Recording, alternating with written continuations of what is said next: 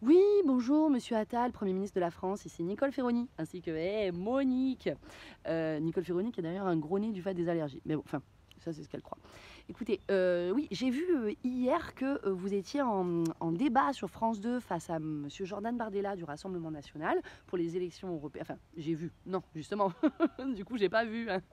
Oui, parce que se faire une soirée débat Attal-Bardella, autant je vais dire se faire une soirée gastro-échymose ou une soirée trépanation-amputation.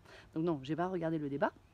En revanche, la question que je me posais à ce sujet, c'est pourquoi quelle est l'idée là? Quel est l'intérêt? Question que je pose d'ailleurs également à France 2, hein.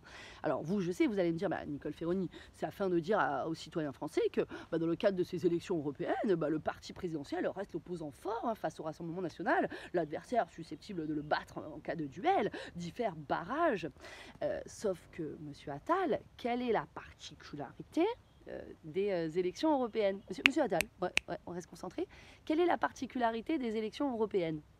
Eh bien, c'est que ce sont des élections à un seul tour. Donc, par conséquent, il n'y aura pas de deuxième tour. Donc, il n'y aura pas ce moment de duel, il n'y aura pas ce moment de barrage et ce moment où vous et monsieur Bardella, vous pourriez être amenés à vous comparer qui c'est qui est la plus grosse et dire oh, c'est moi la plus grosse opposition face à toi. Non, c'est moi la plus grosse opposition face à toi. Non, ce moment-là n'existera pas.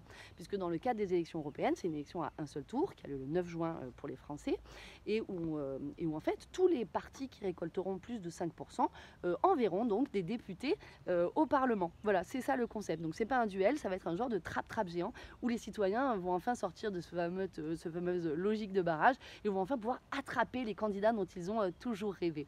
Alors je sais, vous allez me dire, oui mais justement, nous dans ce collectif, on veut dire qu'on braque les opposants face au Rassemblement national.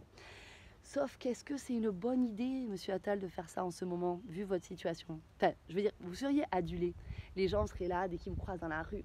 Attal, Macron, ouais, j'adore vos réformes, vous me mettez en forme. Je dis pas, vous pourriez espérer siphonner les voix du Rassemblement national.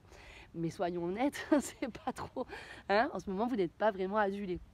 Donc, lorsque vous désignez du coup comme principal opposant le Rassemblement national, au lieu de rappeler aux citoyens que pour cette élection-là, en fait, il y aura plein d'adversaires et une multitude d'alternatives, et est-ce que vous n'êtes pas un peu en train d'orienter les voix des gens qui n'apprécieraient pas votre travail spécifiquement vers le monsieur d'en face, si vous voyez ce que je veux dire? Donc écoutez, dans la mesure où je trouve que le monde va déjà quand même assez mal, je propose que vous arrêtiez de faire ça, monsieur Attal. Oh, et en plus ça rime. Donc voilà, à mon avis, ce qui est important de vous rappeler, et de rappeler aussi peut-être à France 2, c'est vraiment que les élections européennes sont des élections à un seul tour, que toutes les listes qui récoltent 5% envoient donc des députés au Parlement, et que voilà, ça a lieu le 9 juin. Allez, bisous de la part de moi et de Monique. Ah.